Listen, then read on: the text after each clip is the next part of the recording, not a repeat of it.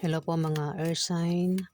Alamin natin ganap sa inyo sa October 14 hanggang October 20. 1 week reading po ito.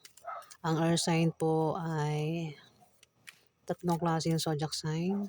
Pwedeng Libra, Aquarius o Gemini. Ang tinutukoy sa reading na ito, guys. Umpisahan na po natin. Ganap po sa mga earth sign sa October 14 hanggang October 20.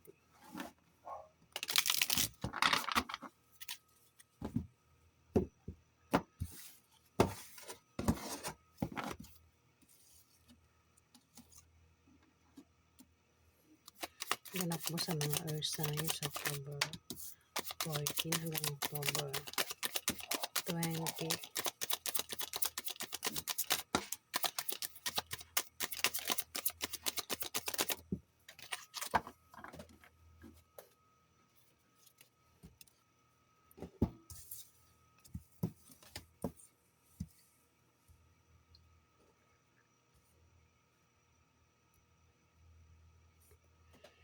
Earth sign, ito ikaw. Isa kang lalaking maring Libra, Aquarius o Gemini. Lalaki. At may hangman dito. Meron daw mahahang sa 1 week na yan. Pwedeng mahang na paparating, mahang na proyektong ginagawa, o mahang na plano. At inip na inip ka na rito, no? Sa inaantay mo, sa plano mo, sa proyekto na gusto mong gawin, earth sign. Pero mahang. May hangman eh. Maaaring yun ang dahilan kung bakit hindi matuloy-tuloy yung plano, yung paparating, o proyekto na ginagawa mo, hindi matapos-tapos dahil may hangman dito, earth sign. Ayan. Mayroon na mahahang. Alamin pa natin.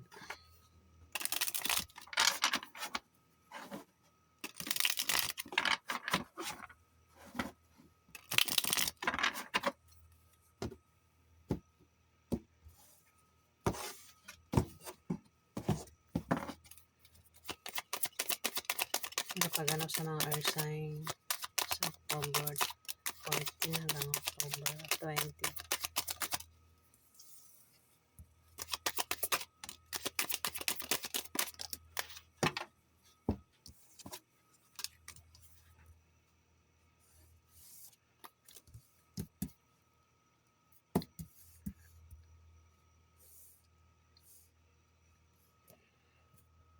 Eight of Cups.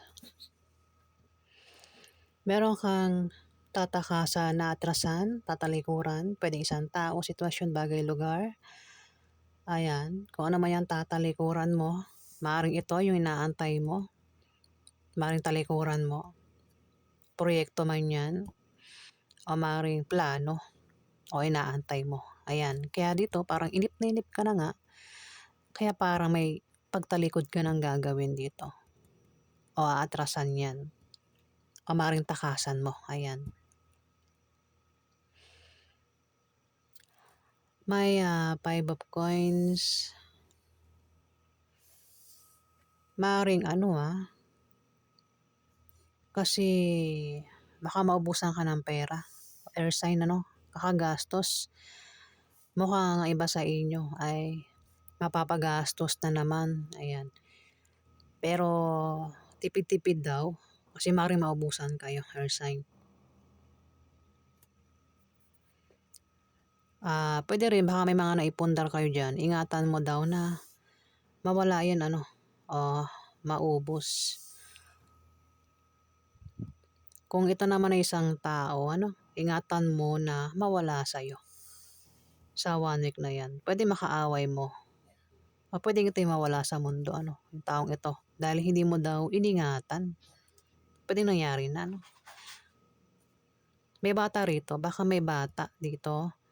Or sign ang maring gastusan mo sa 1 week na 'yan. Puwedeng bigyan mo ng pera, bilhan mo ng gamit, bilhan mo ng pagkain or sign. Ayan.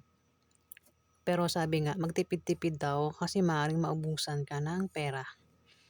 May 3 of coins, may darating na dagdag trabaho o maaaring ito ay dagdag kaalaman. Kung meron kayong pinagtatrabahuhan, proyektong ginagawa, sa bahay man 'yan, sa negosyo, sa trabaho niyo, may pagtutulungan dito, earth sign. May mga kausap ka rito. Ayan. Maaaring pinag-uusapan niyo 'yan ano, kung ano man 'yang pinagtatrabahuhan niyo ano, o kung ano man 'yan basta meron kang kausap dito 'no, patungkol sa ano 'to, negosyo o sa trabaho mo. Dito may Queen of Coins.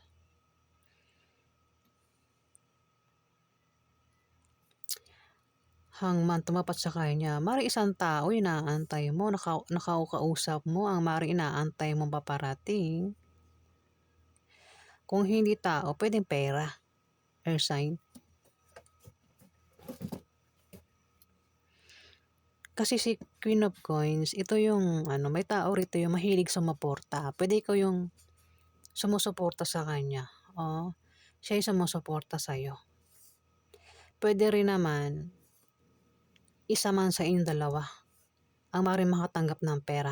Si Queen of Coins ay isang hindi, Capricorn, Virgo, Taurus. Maaaring isa man sa inyong dalawa ang makatanggap ng pera. Puwede ikaw bigyan mo siya ng pera, padala mo ng pera, o siya yung magbibigay sa'yo ng pera, earth sign. Pero tumapat nga yung hangman, puwedeng puwedeng hindi matuloy. Kaya dito may naiinip na, may pag-iinip dito. Puwedeng siya yung naiinip o ikaw yung naiinip dito, earth sign.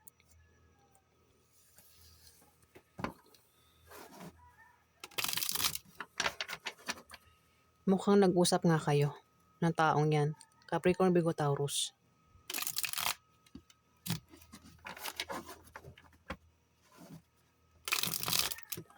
O maaaring makausap mo pa lang 'yan ano, maaaring tawagan ka, i-chat ka, i-message ka.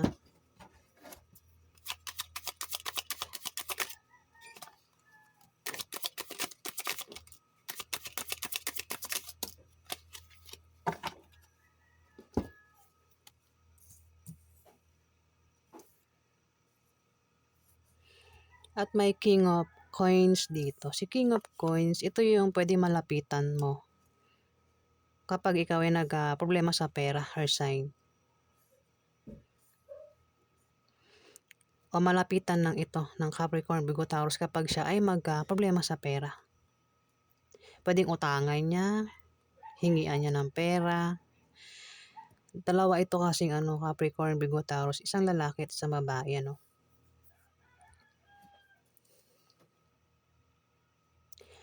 The Tower. May biglaang problema 'no, yun na nga. Kaya yung problema, tatalikuran mo na lang ano. Kung ano man 'tong problema na darating sa inyo, earth sign, sa 1 week na 'yan. Puwedeng ito ay problema sa pera, sa pamilya, sa pag-ibig. Kung ano man kasing problema, puwede rin na may tao dito, earth sign, na maaaring galit na galit sa'yo o sa inyong dalawa kasing tao tignan mo. Galit na galit sa inyong dalawa, earth sign, kung sino man yung kasama mo dito, dalawa kayo.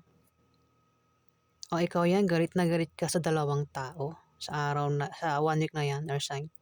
Ayan 'no, kumbaga nag-aapoy yung utak sa galit ano.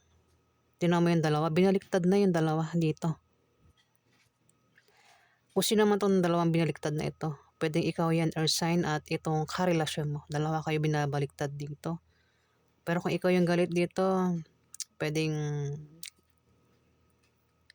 kung sino man 'tong babaliktarin mo na mayroon siyang kasama 'no, puwedeng karelasyon niya. Ayan, galit na galit ano. Dito, Ten of Swords, may pagtatraidor, pagtataksil, pambabackstab na maaaring mangyari sa 1 week na yan. Pwede ikaw yung mag-traidor sa kanya, air sign, o ikaw yung tatraidorin dito, o pagtataksilan. Pwede rin naman na may krisis na pagdadaanan o pagsubok, pero malalampasan din naman, air sign.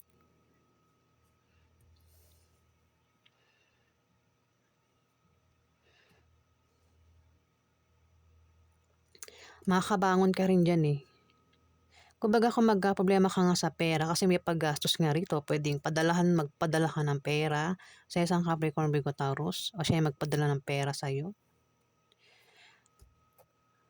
Mukhang ikaw nga o baka naman ilibre mo. Meron kang ililibre pagkakagastusan nga dito. At mukhang magkakaproblema ka sa pera. Pero malalampasan mo rin, air sign.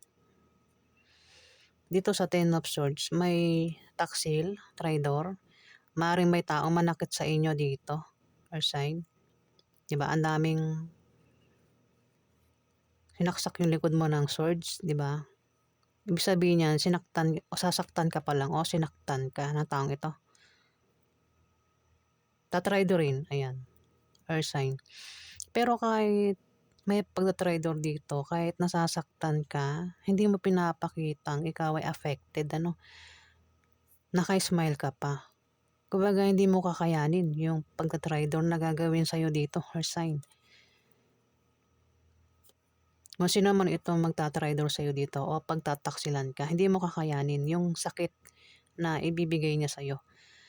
Hindi mo ipapakita na apektado ka.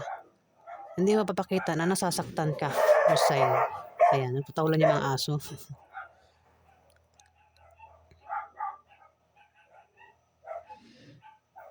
O, ayan.